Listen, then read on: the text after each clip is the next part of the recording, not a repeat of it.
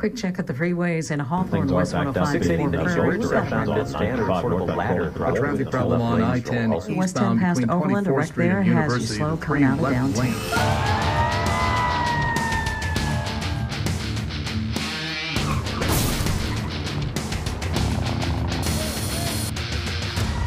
Interstate 83 comes to a standstill when a responding police officer stops to assist one motorist and another car slams into the back of her police cruiser. Officer Teresa Rigby falls from the elevated interstate.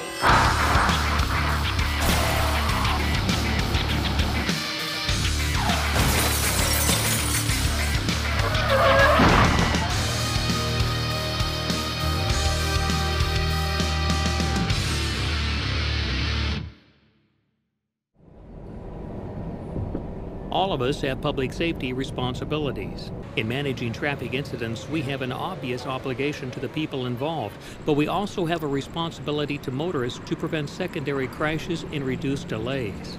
Finally, we must remember that our safety and that of fellow responders should always be a primary consideration.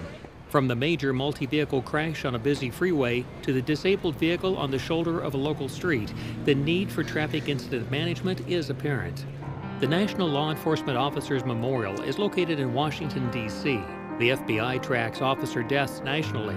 Over 24 years, 278 law enforcement officers were struck and killed by vehicles. That averages out to one officer killed each month. The Fire Service has a similar memorial in Emmitsburg, Maryland, where it honors those firefighters who have made the supreme sacrifice, including 5 killed in struck-by incidents in 2010. The International Towing Hall of Fame and Museum in Chattanooga, Tennessee, memorializes those killed performing the important tasks of that profession, an average of 1 every 6 days. An average of 23 highway workers were struck and killed by vehicles each month in 2010. There are consequences for everyone when incidents occur on our roadways. They may be minor inconveniences like being late for work or a missed appointment, or even more serious outcomes like being involved in a secondary crash as a result of an incident-related traffic congestion. To some degree, traffic incidents are inevitable, but definitely something that we need to manage better for the benefit of everyone involved, for commerce, convenience, and most of all, for safety. You likely have had many experiences from traffic incidents and working with fellow responders. Some good, and perhaps some that didn't go so well. It boils down to being on the same page to some extent. Traffic Incident Management, or TIM, is one way we can all pull in the same direction on an incident scene. The National Traffic Incident Management Coalition represents most national responder groups, and it has established a unified vision for TIM called the National Unified Goal, or NUG for short. That goal provides the framework for incident management for responders, responder safety, safe, quick clearance, and prompt, reliable, interoperable communications. Over the next few minutes, we are going to give you the basic tools to understand TIM, work together on the scene, and ultimately clear the scene quickly and safely. If we do our jobs well, everyone benefits. We can reduce incident duration significantly. We can reduce secondary collisions, which are also the ones where our incident responders are injured and killed. And we can improve safety for all motorists who may be driving near incidents. The Manual on Uniform Traffic Control Devices, or MUTCD, is a set of national guidelines used by transportation engineers and other highway safety professionals to ensure that signs, signals, and markings have consistency throughout the United States. A section on temporary traffic control zones applies to traffic incident management areas. Let's start by defining what constitutes a traffic incident.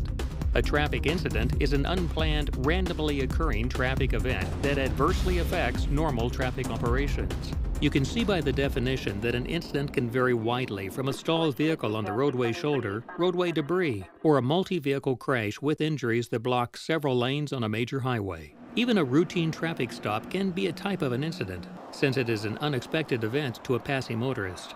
Minor incidents are those that are cleared in less than 30 minutes, like minor crashes, roadway debris, traffic enforcement actions, and other events that impact roadways briefly. Most of what you encounter will fall into this arena, and it will likely be just handled by you. Intermediate incidents require a bit longer to handle and would require up to 2 hours to clear. Many minor crashes would likely fall into this category. Again, it may be just you as a single responder, or perhaps someone else from police, fire, or towing to help briefly. Major incidents are the ones that take more than 2 hours to clear. In many of these instances, you are likely to have more responders and the help of a public works or DOT with traffic direction and diversion. Everyone sharing a common description of an incident scene reduces confusion among responders. Now we have a working definition of incident types. Let's go over some basic TIM concepts. A traffic incident management area is a temporary traffic control zone. It resembles a construction work zone, an advance warning area, transition area, activity area, and termination area. Before the scene is upstream, and past the scene is downstream. The area where the crash is located is the activity area, and the emphasis of the next few minutes. Your safety is the very first ingredient in successful traffic incident management. Let's take a look at how to best achieve safety, regardless of your role as a responder. Like any first responder, as you approach the scene, you should be sizing things up and determining where to park. Every scene is different. Not all responders will be present, so there is not a one-size-fits-all approach. But if we park in a consistent way, it accommodates other responders and ensures maximum flexibility. Flexibility means that we make adjustments while at the scene, as the scene evolves. It is fluid and adaptable to whatever is required. It is not important who arrives first, but how we arrive that dictates safety. Since fire and rescue have the largest vehicles, they can help form a protective block at an incident. This gives them the closest position to the scene for fire suppression and patient extrication. It also prevents a motorist from entering the scene unexpectedly. Next, emergency medical services responds just downstream of the incident. Since they load patients from the back, this gives them proper placement for quick response to the scene and easy exit after patient treatment without being blocked by other responders. A lane plus one concept is standard to provide a sufficient lateral buffer for fire response and to give emergency responders a safe working condition during extrication, patient care, or firefighting. As conditions change at the scene, every effort should be made to minimize the impact to travel lanes. Here is an example of where we might park fire apparatus. A proper buffer should be provided between the engine and the incident. The protective block should only block as much of the travel lanes as necessary. In this case, you can see the lane plus one concept applied. Law enforcement has a few options at the incident. Since motorists tend to pay special attention to their emergency lights, they can park behind the fire truck on the shoulder to help slow motorists. They may assist in blocking multiple lanes by parking their vehicle at the furthest upstream taper location. As additional officers arrive, they should begin traffic control duties further upstream prior to any traffic backup or queue to minimize the chance of secondary crashes or at key locations along detour or alternate routes. If additional officers are required at the scene, their vehicles should be staged downstream of the incident on the same side of the road and in the same direction of travel. This is also the area where towing and recovery operators, along with other responders such as the media, should stage their vehicles and equipment. For all responders, parking vehicles on the opposite side of the roadway should be avoided if at all possible. This type of split-scene response causes responders to cross traffic and can also add to unnecessary congestion, distraction, and traffic issues. For the same reasons, responding from the opposite direction of travel should be avoided where possible, since this increases the chance of secondary incidents, along with doubling the amount of congestion. When the lane plus one is no longer needed, drop back and just block the involved lane. Remember, when an incident occurs on a shoulder, the shoulder is treated as the involved lane, so only one lane of traffic is affected. From the responder's perspective, safety apparel no longer only involves bulletproof vests for law enforcement or non-reflective turnout gear for fire personnel. A high-visibility traffic vest shall be worn by all responders not directly involved in fire suppression at the incident scene on a roadway. A minimum ANSI 107 Class 2 vest is required to meet the visibility requirements for roadways. Law enforcement can opt for the ANSI 207 Public Safety Vest, which provides a shorter length for better access to belt equipment. There is no mandate that traffic cones are to be carried by police, though they are required for newer fire vehicles. Cones and other channelizing devices can help you communicate direction to approaching cars, so they are beneficial. Consult your agency's SOP on when to carry and use them. The concept of using cones, road flares, reflectors, or other channelizing devices is to taper cars away from the roadway obstruction and into available lanes. Remember, none of these things can stop a car or replace the need for situational awareness. A properly positioned patrol vehicle or fire truck, along with a handful of cones and other devices, is likely all you may have. Make the most of what you have. However, if you're going to be there for any length of time, call for assistance from Public Works, DOT, or other agencies to establish a safer temporary traffic control zone. As for lighting, the following rules of thumb should be observed. More lighting is not always better. Once traffic goes through a taper and is safely merged, having every vehicle's lights operating can cause confusion, vision impairment, gawking, congestion, and other safety issues. Care should be taken to never blind approaching motorists from either direction. If not needed, front-facing lights should be reduced or eliminated to lessen the impact on traffic approaching from the opposite direction. In many states, there are laws to assist us in performing our duties. Move it, clear it, and fender bender laws require motorists to move vehicles involved in minor, non-injury incidents out of traffic lanes. Safe, quick clearance laws give law enforcement and other agencies the ability to efficiently utilize resources to open roadways without incurring liability when public safety is at risk. They can be used for anything from towing abandoned vehicles during inclement weather or evacuations to dragging overturned tractor-trailers out of the roadway or utilizing non-standard towing rotation practices or Department of Transportation equipment to quickly clear travel lanes.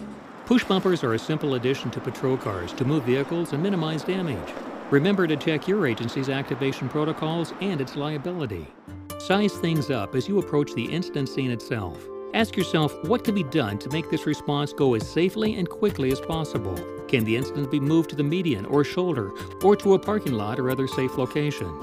Will you wait for all other agencies to accomplish their tasks before you even begin collecting information? Or will you seek ways to work concurrently, thus saving time without interfering with other operations? Will you wait until your investigation is complete to make contact with towing or other resources? Or will you contact resources early on to allow them to respond with the equipment required? To expedite the removal of deceased victims, some jurisdictions have implemented a system to give the medical examiner an early notification of a fatality prior to them actually being needed at the scene. Will you coordinate with Public Works or other transportation agencies to install lane closures early on? Or will you wait until traffic backs up and secondary incidents begin to occur? Remember, most transportation agencies now have resources from traffic management centers to overhead and portable message boards that can be quickly programmed with appropriate messages to coordinate with the media, trucking companies, 511 toll-free phone systems, mobile applications, and other resources to alert the motoring public of an ongoing incident. Typically, all it takes is a call to dispatch to mobilize these resources. Generally, the sooner other responders are contacted, the more congestion and secondary incidents can be reduced, and the safer the work environment for emergency responders will be. Regardless of your role, you have a lot of things to do and decisions to make at the scene of a traffic incident. Now, let's talk about communication at incident scenes. Like this pit crew, each of you has a specific job to do. While all responders have their own jobs, they have one overriding objective: to get in and out as quickly and as safely as possible. Pick any one of these individuals. Put yourself in their place in terms of your assignment. Their job is to win the race. Be safe, be as efficient as possible, and work as a team. Our job is to clear the incident. Be safe, be as efficient as possible, and work as a team. Both have one thing in common: properly communicating with one another to achieve the task at hand. Use plain language, not radio codes, so you can be understood. For example, knowing that a crash is against a median wall allows other responders to be in the left lane, thus reducing their need to cross lanes unexpectedly. Relaying that the incident is on the westbound side 1 mile beyond an interchange keeps responders from unnecessarily blocking traffic on the opposite side of the road. A standardized lane description system has been developed to assist responders. Left and right shoulders are called by those names, and travel lanes are numbered from the inside outward, 1, 2, 3, etc. On-ramps and off-ramps are referred to as such. If there is an adjacent service road, its lanes have their own numbering, from the inside outward, starting with 1. The next critical communication tactic is properly painting the picture for the responders. All too often, resources are simply requested. Wouldn't it be more effective to describe the scene so agencies can determine for themselves what resources are required? Having to respond to additional or different equipment only delays incident clearance and contributes to congestion, travel delays, difficulty in response, and most importantly, the safety of both responders and the motoring public. The other critical time to communicate is at the incident scene itself. Properly using incident command procedures, a coordinated response can be initiated to achieve the goals as safely and efficiently as possible. By utilizing the unified command system, everyone is kept abreast of the goal and how operations can achieve the goal without impacting others. Just like the NASCAR crew, incident responders need to act in a coordinated fashion, no matter if an incident is a minor one of less than 30 minutes involving only law enforcement and a tow operator, or a major one of more than 2 hours involving multiple agencies and affecting multiple jurisdictions. Sound traffic incident management practice makes us all far more efficient and effective, but most importantly, they keep everyone safe, reduce delays, minimize motorist frustrations, promote commerce, and save time, money, and fuel. You can manage to survive at a traffic incident by following some guiding principles. Let's recap the more important ones. Wear your retroreflective traffic vest day and night.